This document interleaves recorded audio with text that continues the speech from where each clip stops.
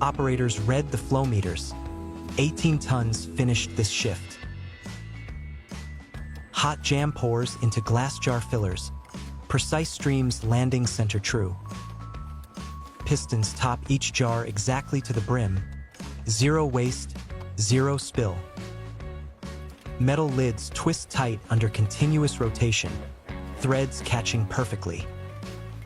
Sealed jars ride steam tunnels, sterilized end to end without pause. Automatic labelers press on pure raspberry jam, straight and seamless. Dozens of jars slide neatly into cardboard trays, cells filled clean. Forklifts stack pallets beside the docks, columns rising for dispatch. Cranes lift containers at sunset, swinging them aboard waiting ships. Final aerial. Thousands of red jars glow under factory light. A finished sea.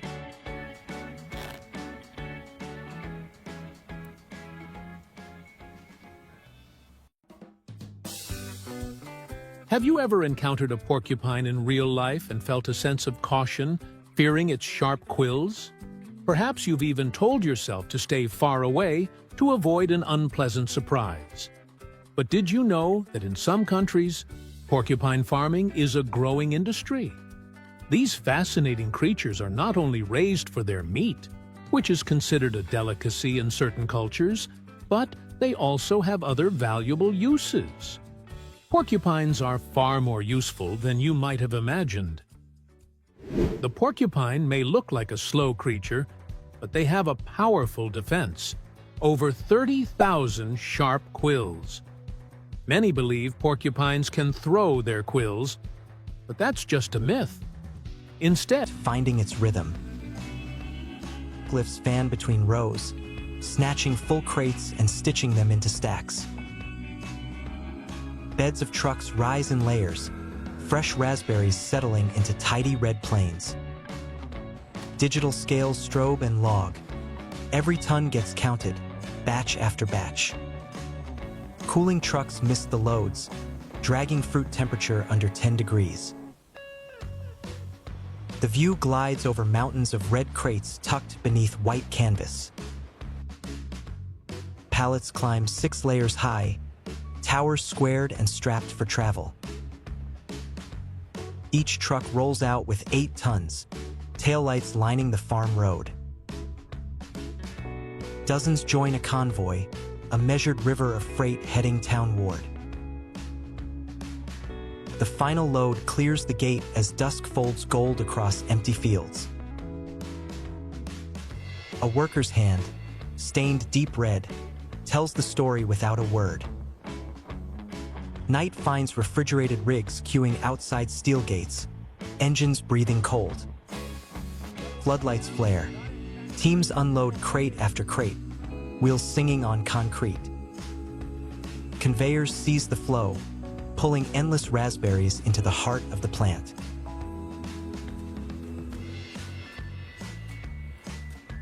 Water jets shriek. Tons are washed each minute, foam racing to drains. Skimmers lift leaves and debris, clearing the surface to bright fruit. Industrial fans sweep cold air, drying wet skins to a clean sheen. Stainless screens vibrate hard, shaking off the final stubborn drops. These prickly animals have a clever trick.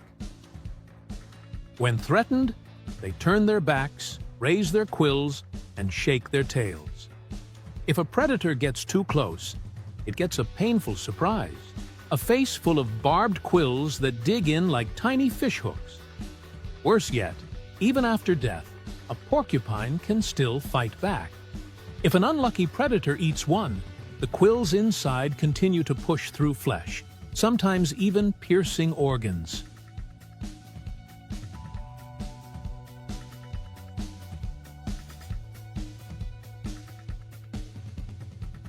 In one study, 5% of wolverines examined had porcupine quills buried inside them.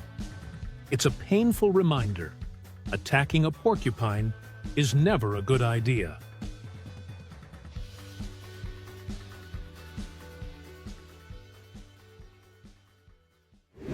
Porcupine farming has become more important in recent years for both conservation and business. Overhunting has greatly reduced wild porcupine numbers, so farming helps meet demand while protecting the species.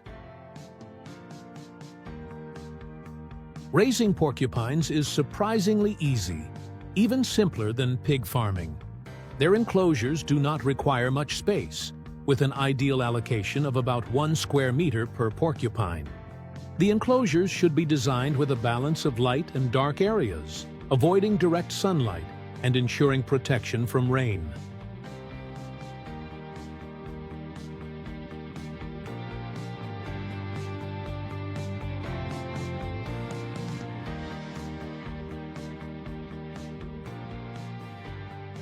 The floor and yard should be made of thick concrete, with a slight slope to drain water properly and stop porcupines from digging out. If using a wire fence, a strong base wall is needed to keep porcupines from reaching into other enclosures. Farmers also put wooden... Hello and welcome back. Today we jump across 3 worlds. Dawn over crimson raspberry fields as fruit races from farm to gleaming jam. The quiet forest where porcupine quills are gathered with skilled, careful hands. And the sun-baked islands where the Komodo dragon stalks and strikes. From sweetness to survival, stay curious and let's begin. Dawn spills over rolling raspberry rows, mist glowing as the fields wake in silence. Crews align trellis posts in perfect parallels, turning raw ground into disciplined corridors. Pumps thrum. Irrigation races through black lines, stitching water across mile-long beds. A breathable veil of fertilizer drifts evenly, charging the soil for heavy yields. First sprouts glimmer under a featherlight rain, tiny signals of a massive season. Leaves widen. Vines catch steel wires, pulling the farm forward 1 rung at a time. Noon arrives and hectares flip emerald, a single sheet of green under hard sun. Millions of white-pink blooms ignite at once, promise multiplying with every breeze. Bees and wind carry pollen down endless lanes, loading each blossom with intent. Beneath the shade, newborn green berries cluster, quiet engines of the coming harvest. Day by day, the fruit deepens, blushing from pale to full crimson strength. Wide shots reveal red ribbons draped across hillsides, a banner of ripeness. Workers sample clusters, testing sweetness to pin the moment yield turns peak. Close and quiet, dew jewels a ripe berry, light caught in every seed. Before sunrise, harvest trucks idle in rows, floodlights painting silver across steel. 1,500 step in with trays, a wave of motion pressing into the fields. Rows tremble gently as thousands of hands find and free the ripe. Crimson berries drum into trays, piling fast until plastic rims red berries roll like waves along polished belts, rhythm steady and strong. Supervisors watch the gauges climb, throughput sitting firm at 20 tons hourly. Blue crates overflow beside the lines, forming disciplined rows for staging. Steam lifts where hot rinsers flash the last residues from fruit. Water slams beneath grated steel floors, echoing the plant's metallic heartbeat. Technicians examine color under white lamps, comparing hue to perfect targets. LED boards blink totals alive. 920 tons processed today. Pallets of clean raspberries roll into cooking, stainless tanks waiting hot. Crews tip crates into giant vats, red waterfalls disappearing into steel. Boilers exhale. Steam erupts white as the heat comes online. Rotating paddles crush fruit to a thick red pulp, structure surrendering. Augers feed sugar and pectin non-stop, dosage steady as a metronome. Gauges settle at 104 Celsius, the exact set point for gel. Steam clouds fog the hall, Workers wipe condensed droplets from rails. Manual paddles finish the blend, smoothing texture to uniform silk. Samples drip from a valve into glass cups, ready for tests. Lab staff chart bricks and acidity, balancing sweetness with bright bite. Vacuum cookers pull moisture down, locking in a concentrated body. Foam skimmers clear the surface, leaving a mirror finish behind. Heat and steam tint the room red-orange, the factory glowing within. Such great hunters. And how do they survive? On Indonesia's Komodo Island, 2,000 residents share their land with the world's most fearsome lizards. As human encounters with Komodo dragons increase, so do terrifying attacks. In early 2024 alone, nearly 700 incidents were reported, raising serious safety concerns. One chilling case happened in 2009 when a fruit picker, Muhammad Anwar, was trapped in a tree for hours as two hungry dragons circled below. Exhausted, he eventually fell, right into their deadly jaws. In some villages, Komodo dragons even raid cemeteries, forcing locals to relocate graves. The Komodo dragon isn't just big, it's a living tank. Weighing around 75 kilograms on average, some giants have been recorded at a staggering 356 pounds. Stretching up to 3 meters long, they are the undisputed largest lizards on Earth. Their thick, rough skin, covered in dark brown-gray scales, acts like natural armor, helping them blend into their surroundings while protecting them from injury. But it's their weapons that make them truly terrifying. Their muscular tails swings like a whip, strong enough to knock down prey. Their short but powerful legs, armed with razor-sharp claws, allow them to grip, slash, and even climb when needed. What makes them even deadlier? Their bite. But we'll get to that soon.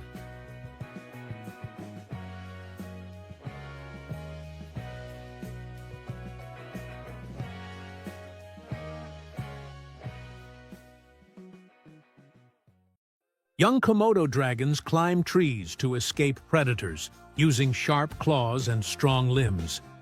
As they grow heavier, they lose this ability. While adults stay on the ground, juveniles hunt birds, eggs, and lizards in the treetops. A Komodo dragon strike is swift and powerful. Komodo's venom is a deadly cocktail, containing anticoagulant enzymes in logs, bones, or mineral blocks in the cages, so porcupines can grind their teeth and avoid chewing on the enclosure.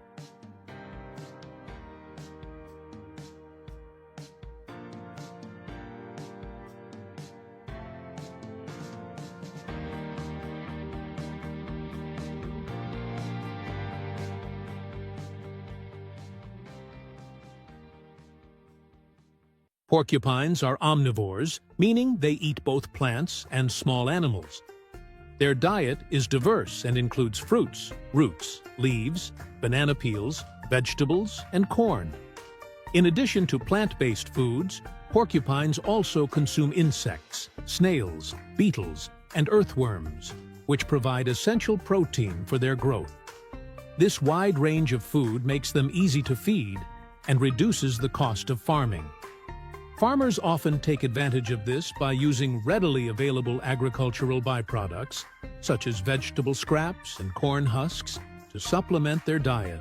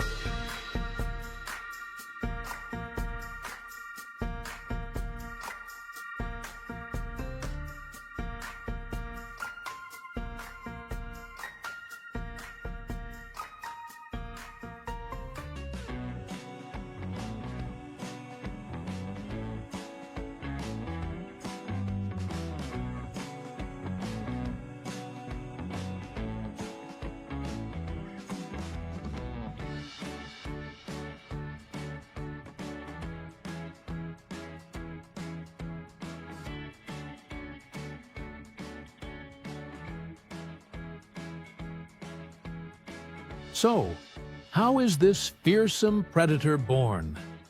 The Komodo dragon's mating season happens from May to August. During this time, males fight each other to win a mate. After that, the female lays 15 to 30 eggs and hides them in a nest. The eggs take 7 to 8 months to hatch.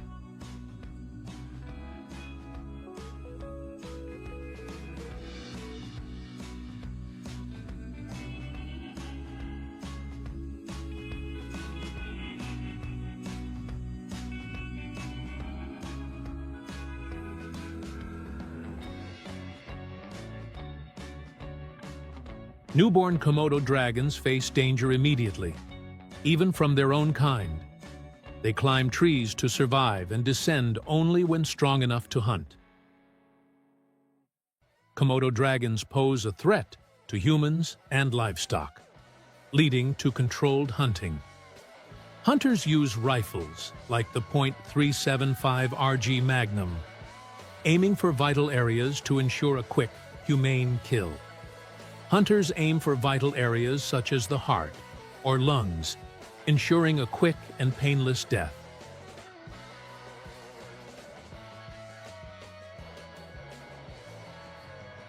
After capture, dragons are examined and tagged for conservation, helping scientists track their health and population.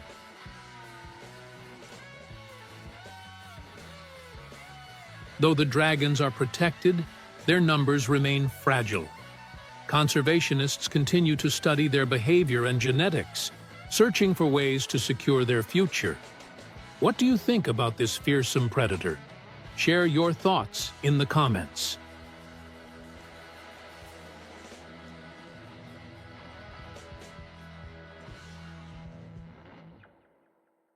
For slow-cooked dishes such as stews and braises.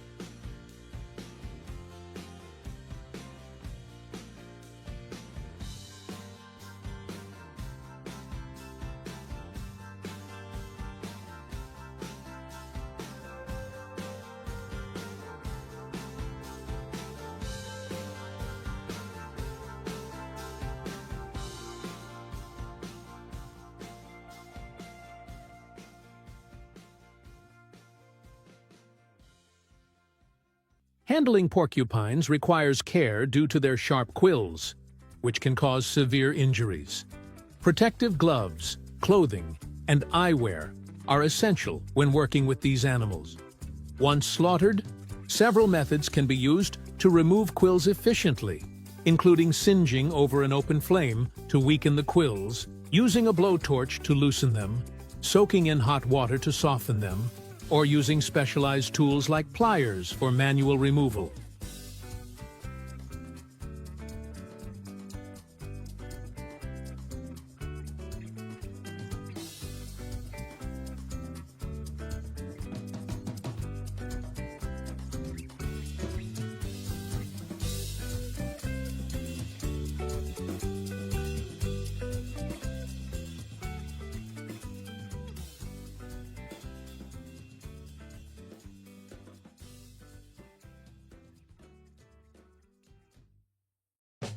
On the remote islands of Indonesia, a giant predator still rules, the Komodo dragon. Many people visit to see these amazing creatures, but few know how dangerous they really are. These lizards aren't just big, they are powerful hunters. They can run faster than humans, take down large animals like water buffalo, and their bite is deadly. Their sharp teeth and venom make them one of the most dangerous predators in the world. What makes them that prevent blood from clotting, causing rapid blood loss, paralysis, and eventual shock in the prey?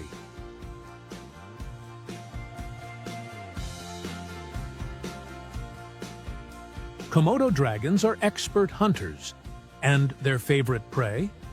Deer and goats. These animals are just the right size, big enough to be a filling meal, but not too large to overpower. Komodo dragons don't chase their prey like other predators. Instead, they rely on patience and stealth, sneaking up before launching a deadly ambush. Deer and goats often wander into open areas, making them easy to spot. During the dry season, they gather near water sources, giving Komodo dragons the perfect chance to strike.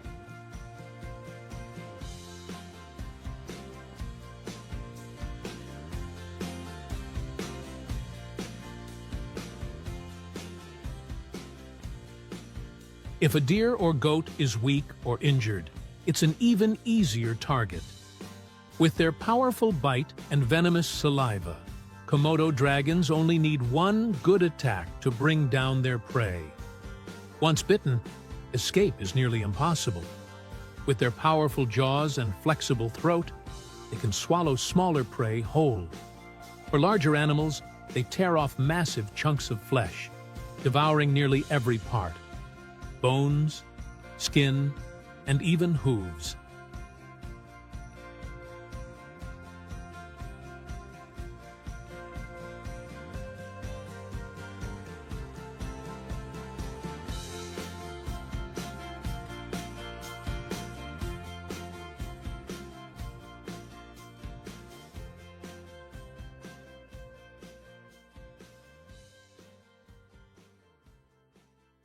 Their stomachs can expand dramatically, allowing them to gorge on meals up to 80% of their body weight in a single sitting.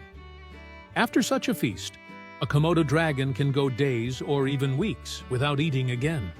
A single large meal, like a deer, can keep them full for about a month. Their slow metabolism allows them to survive long periods without food, making them incredibly efficient predators. Komodo dragons may be land-based hunters, but their hunger knows no boundaries.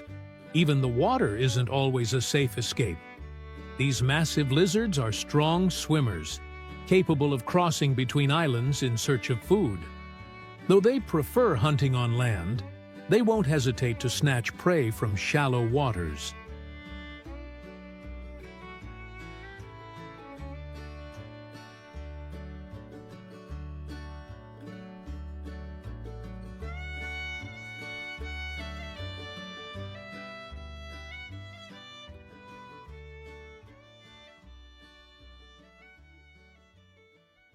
If a struggling deer or wild boar wades too deep, a Komodo dragon might charge in, clamping its powerful jaws around the victim and dragging it back to shore.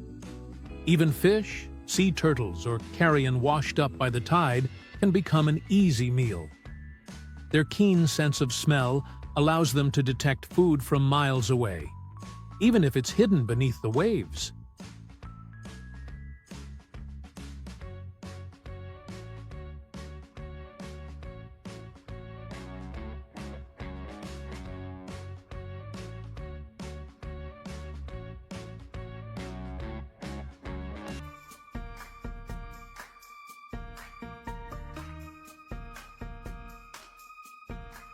Porcupines cannot handle cold weather well.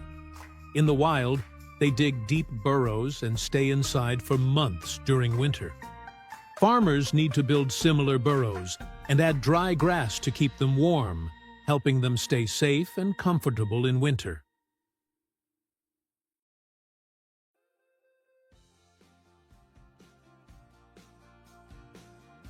Porcupines exhibit unique reproductive behaviors. Males and females are usually housed separately, with controlled mating introduced when females show signs of being in heat. Farmers then place a male into the female's enclosure for mating. Porcupines reach sexual maturity at about 1 year of age, when they weigh approximately 10 kilograms. Porcupines are very protective of their space and recognize their family members.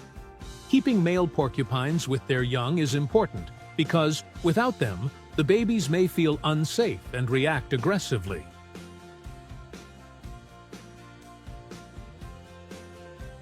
With a farm of around 50 breeding pairs, each producing 2 litters per year, with 2 to 3 offspring per litter, farmers can expect an annual yield of approximately 200 porcupines for sale. This presents a lucrative business opportunity, given the increasing demand for porcupine meat. Porcupine meat is highly valued in certain cultures, especially in parts of Africa, Asia, and Europe, where it is considered a delicacy. The meat is protein-rich and has a flavor profile similar to a blend of pork and beef, making it ideal